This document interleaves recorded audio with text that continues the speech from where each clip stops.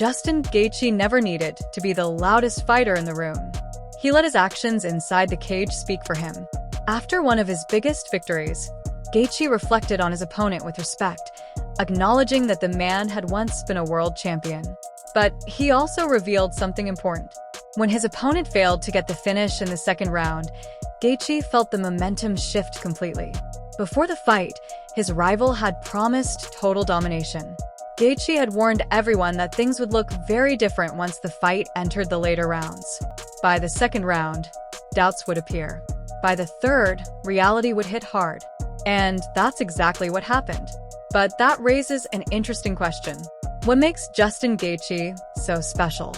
How did he accomplish things that elite fighters like Alexander Volkanovski, Max Holloway, and Charles Oliveira couldn't achieve?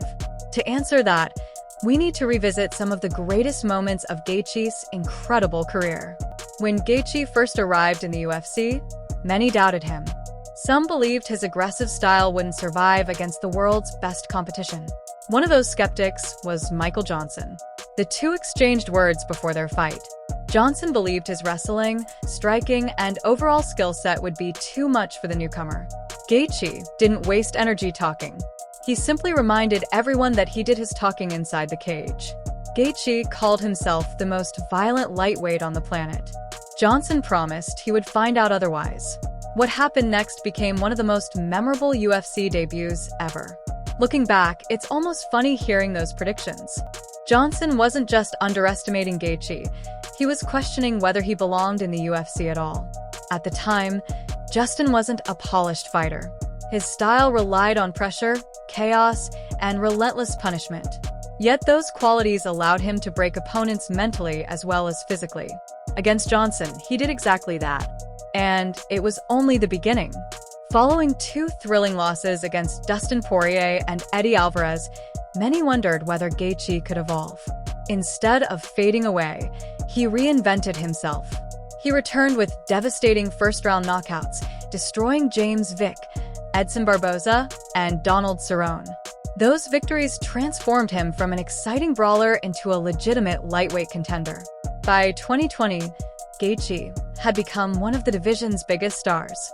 Then came the opportunity that changed everything. At UFC 249, he accepted a short-notice fight against Tony Ferguson for the interim lightweight championship. Ferguson entered the contest riding a 12-fight winning streak. He was feared throughout the division and had spent months preparing for Khabib Nurmagomedov. Most people expected another brutal war.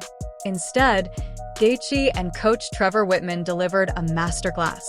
Together, they built a simple but brilliant game plan. Gaethje attacked Ferguson's legs, controlled the pace, and repeatedly landed powerful punches.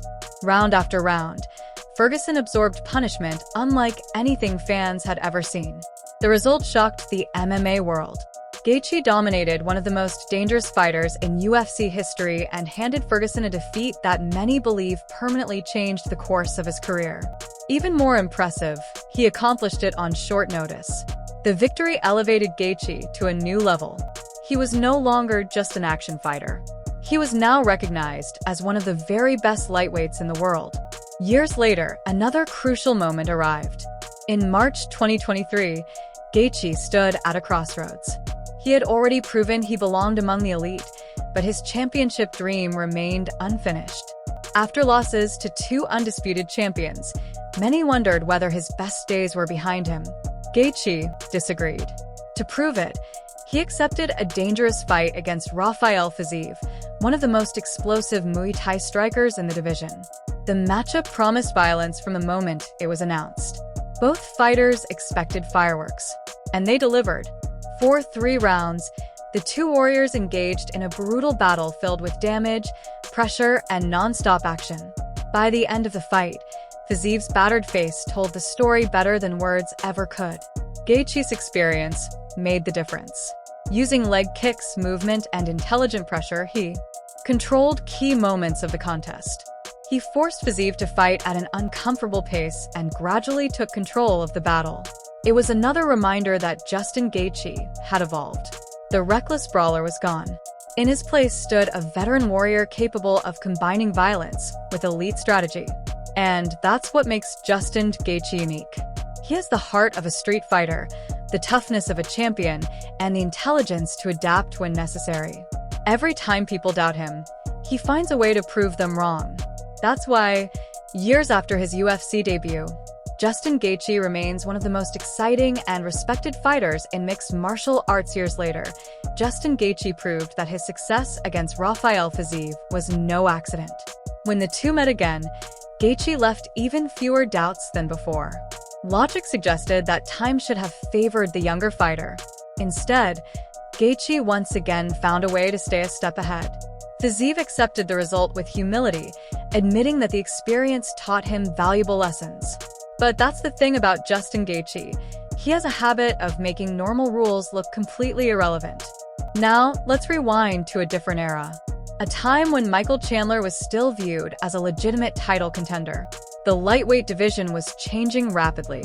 Khabib Nurmagomedov had retired, Conor McGregor was largely inactive, and Tony Ferguson's reign of terror was over. The UFC desperately needed new stars. That's where Gaethje and Chandler entered the picture. The matchup felt inevitable. Both men were known for chaos. Both carried fight-ending power. And both promised violence from the opening bell. Before the fight, Chandler predicted fireworks. Gaethje expected exactly the same thing. Yet he also believed that once the pressure intensified, Chandler would abandon the striking exchanges and start looking for takedowns.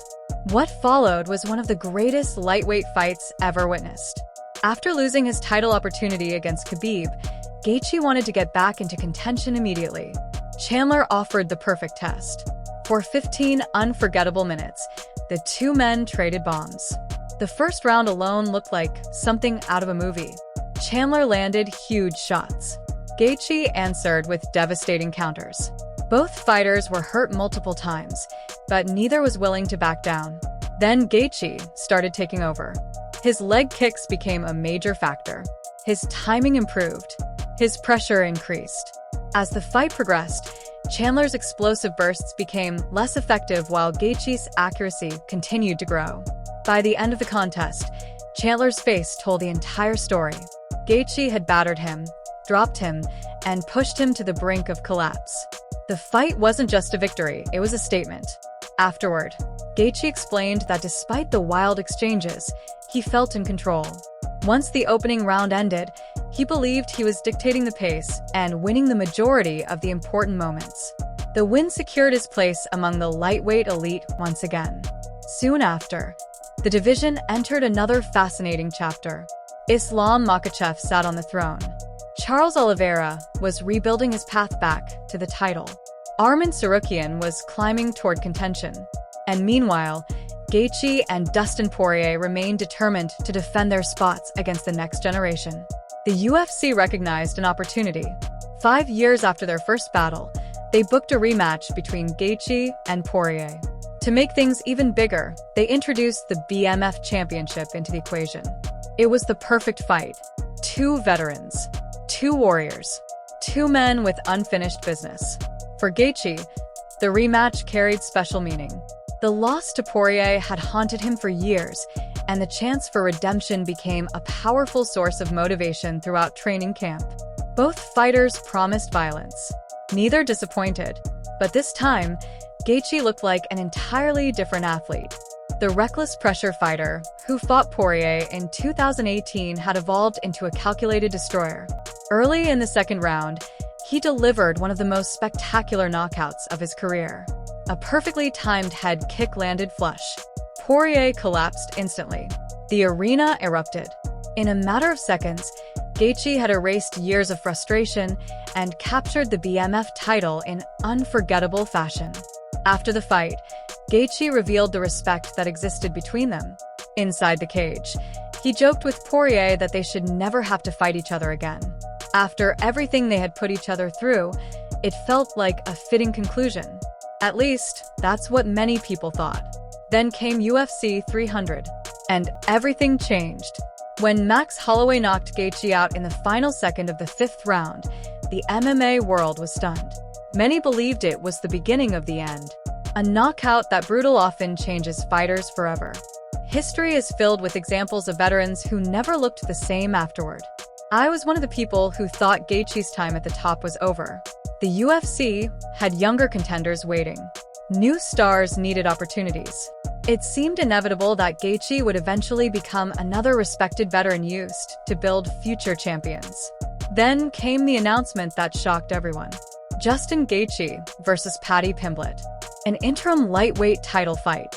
With Ilia Topuria temporarily away, the UFC needed a major main event, and this matchup instantly generated controversy. Gaethje welcomed the challenge.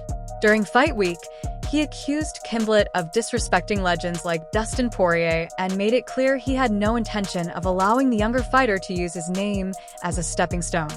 Pimblett fired back with his usual confidence. The tension continued to grow. For many fans, this wasn't just another title fight. It was a test. Could the old warrior still defend his position against the next generation? Or was the future finally ready to take over? The answer would come inside the Octagon, and what happened next? Paddy Pimblett never came close to living up to the hype. For 25 brutal minutes, he was trapped inside Justin Gaethje's world, a place built on pressure, pain, and relentless violence. Round after round, Gaethje broke him down until there was no doubt left. When the final bell sounded, the highlight had done it again. Justin Gaethje was once more the interim lightweight champion. The victory secured his place in one of the biggest fights of his life. At UFC Freedom 250 on the White House lawn, Gaethje stepped into the Octagon against Ilia Topuria, the undefeated champion known as El Matador. Most people believed this was where the story would end. Topuria had everything working in his favor. He was younger, faster, undefeated, and overflowing with confidence. Many fans expected him to put an exclamation point on his reign by defeating the aging veteran. Even I leaned toward Topuria, not because Gaethje wasn't dangerous, but because Father Time remains undefeated. At least, that's what we thought. Topuria promised domination. He insisted Gaethje had never faced anyone like him. His team talked about shocking the world, while Gaethje's supporters hoped for one final miracle.